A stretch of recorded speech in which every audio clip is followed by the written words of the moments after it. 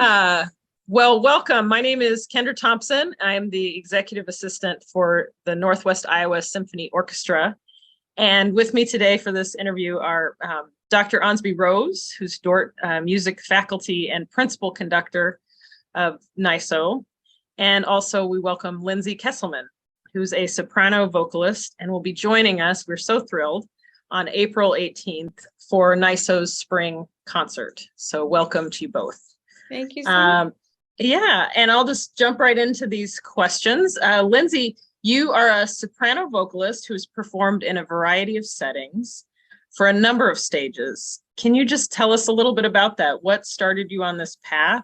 How did you literally and metaphorically find your voice? Well, I grew up in a family of musicians, and so it is my family's culture to be surrounded with lots of different people who have made their lives in music. And I think there really was never anything else that I wanted to do. My parents are both choral directors. My dad is a composer. My brother is a double bass player. We call it a family illness. We're all in it together.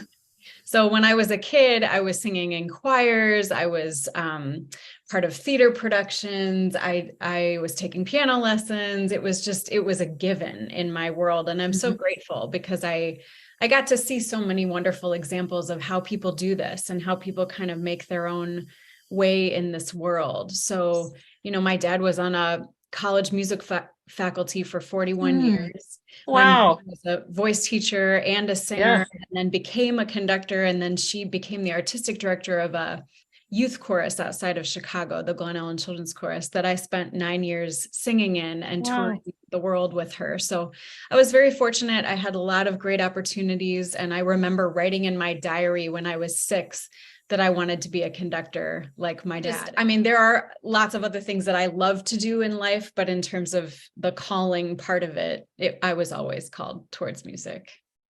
That's great. And where are you now? Where do you live? What are you up to now?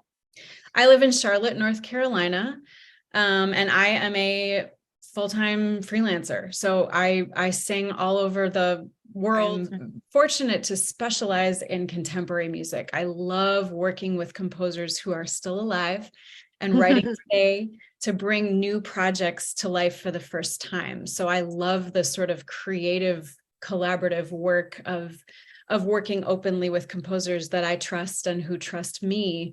So I do that in a variety of settings. Sometimes it's an opera production, sometimes it's with an orchestra, sometimes it's with a wind symphony, sometimes it's in chamber ensembles or in recital. It just really depends on the situation, but that's fun. I love the fact that I have a whole world now of collaborators and situations in which to work. That's wonderful. I think I know one of those living composers. I think he's here with us. I think that's true, although we've never worked together that way. That would be fun someday. Yes, I dare you. So speaking of which, how did you meet Dr. Rose, and what made you want to say yes to this invitation to be a guest artist with NYSO? Oh, so many things. I was fortunate to meet Dr. Rose. I think it was 2016. Am I right about that? Yeah, originated as a chamber winds piece. John was commissioned. Was it Kevin Sedetol that was the lead commissioner? I can't remember who the lead commissioner was. Kevin Sedetol and Kevin Giraldi together at UNCG at that time. Yeah, so they commissioned the wind version of the piece that we're going to play. And he said, hey, we're going to have John Mackey come in the fall because we're doing this new piece that was commissioned, Songs from the End of the World, that he was one of the consortium members. And the reason I remember it so vividly is he said, on that concert, I'm going to have you conduct Red Line Tango, which I know, Kendra, you're not familiar with that piece. John's very first piece for wind band. And it's ridiculously hard to conduct because of all the mixed meter and things like that. And I was a new doctoral student. And my first time on the podium with the Wind Symphony, I'm going to have John Mackey there. I'm going to have Lindsay there, this world-renowned soprano musician. And I'm going to be conducting one of the top 5 wind bands in our nation on this piece that I was scared to death of. So, no pressure. Yeah, I vividly remember that. The only way that great new music lives on is if it's given a life beyond the premiere. Yeah. There's an opportunity for multiple groups to do it and multiple soloists, and that's a healthy ecosystem for a new piece. So this piece I've done probably I don't know, 20 times or something like that. And that's an amazing. You like it? I love this piece, and audiences love it. Every single time it really lands. It's very beautiful to listen to. It's very emotionally connective. You will really feel for this character and her story. And that's the thing. It's not a concert. It's a narrative experience that people really get drawn into. So the fact that, I've come back to it so many times, and every single time I learn new things about it, I discover new things in it. And the new collaborators teach me things about it. So I'm so excited that this will be the Northwest Iowa Symphony's take on this masterpiece. And it's been such a privilege to work with John closely on it, and Abby, who wrote the text. But I really believe in this piece, and I love advocating for it and taking it lots of places. So I just can't wait to bring it. And this is, even if you're not sure if you like contemporary music, the thing that I love to say is that there are as many styles of music making today as there are composers writing. It's a very individual thing. And when you sign up to be part of this process of hearing new music, you are part of making history, because audiences ultimately decide what pieces are strong enough to survive and what will get put on a shelf and never played again. And already I think there's been a lot of evidence that this piece will live on, and it has every right to. It's really, really beautiful and impactful. This character, a lot of this piece is about her loneliness. And the winds just really amplify that sense of stillness and isolation and loneliness that exists inside the character at this moment. And so there's something very, very special and irreplaceable about that.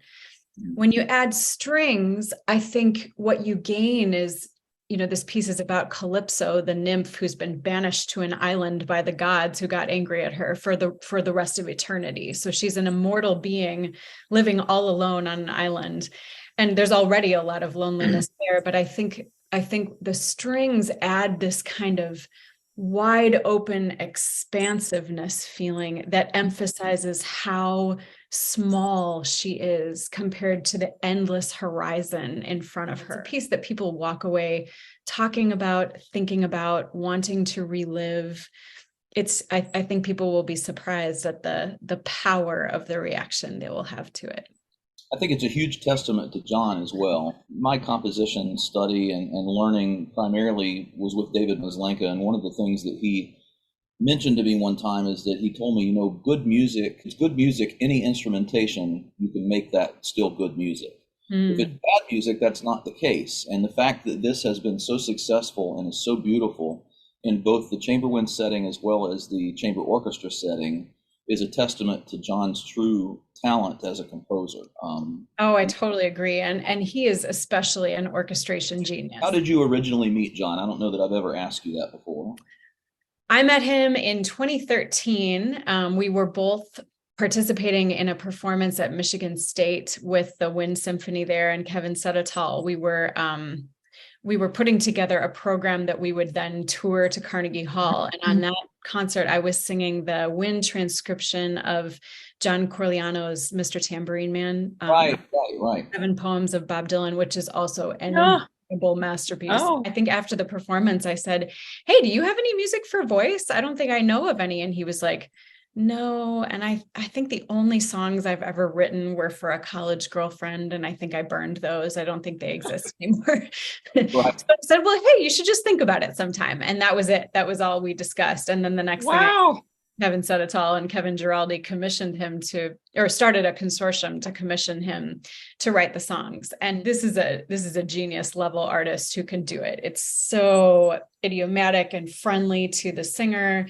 And the text that Abby wrote is just staggeringly beautiful. And so, I'm a very, very lucky girl to get to have this piece in my life. He has such an emotional depth of musicianship and of the sounds that he gets in his head. Well, just from this interview, I feel like I've got a short list of recordings I need to look up. So, but I do have one last question for you, Lindsay. You sent me a recording of the performance of Songs from the End of the World, that you wore this gorgeous pink gown to sing these lines. It seemed like such a contrast to the sadness. I mean, beautiful, but sadness of the music. I think the phrase I wrote down as I was watching it is beautiful anguish. Anyway, I was just wondering, as I watched that performance, how do you pick what you wear for a performance? And do you know what you'll be wearing for us when you come perform this piece next month in Iowa? Yeah, I'm still thinking about it. But, what I can tell you is that there is a lot of thought that goes into that because, I don't think of these pieces as concert pieces. I think of them as theatrical experiences. And I think I am always playing a character. Singers are actors. We just are. And I was lucky to have some really great acting training in my schooling. And I learned a lot about how much I need to know about the person I'm portraying for the audience to have any chance of really connecting to that person. She's an eternal being living on an island surrounded by water. And that has to be possible for the audience to visualize. So for a while, I had a seafoam green kind of crystal dress that I would wear for this piece because it said ocean, kind of mermaid, siren, quality to it. And that pink dress is a fairly new one, but I think it has a similar vibe of I need my first impression to be one of, oh, I know who's talking to me. I have a sense about this person and I can receive everything she has to say within a context. So that's the short story. I want to do what I can with what I'm wearing and how I will be when I'm there to put the audience at ease, to help them be calm. Calm audiences can listen and receive what we have to give them. So anything I can do to remove barriers between myself and the music is my job and my responsibility. I just can't wait to meet them. I know that we're going to have a wonderful time. And yes, I know what a special place Dort is. So it'll be great to be back there and bring this beautiful music to people who will appreciate it. And, you don't need to know anything specific about music to respond to this piece. I promise. There's nothing standing in the way. So don't let I'm proof of that. I'm proof of that. I enjoyed watching the recording, and I'm a word person, so I really appreciated being able to see the words and hear them. And I think Northwest Iowa is in for a real treat. Oh, I'm so glad. Well, thanks for saying that. Is the fact that this is a composer that a lot of them are not overly familiar with. It's a piece that no one here had ever heard of.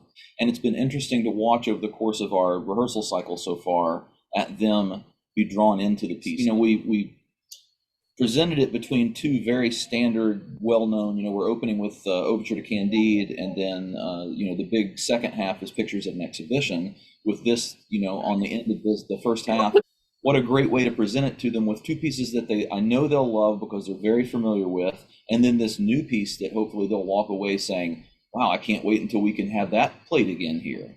That's been my experience every time. People will walk away feeling very connected to this music and this character and her experience, because that's what's happened every single time. The people who are watching this interview, if they're thinking, I've never been to a Northwest Iowa Symphony concert before, that this will be the one where they give it a try and they're introduced to something that absolutely inspires them. So thank you, Lindsay, for joining us on Zoom. Can't wait to have you here with us in Sioux Center. And for those watching, we invite you to come to NYSO Spring Concert, Tuesday, April 18th at 7:30 p.m. in the B.J. Hahn Auditorium. Tickets are at the door, or you can contact me in the NYSO office to get them ahead of time. Thank you so much. Thank you. Have a great day.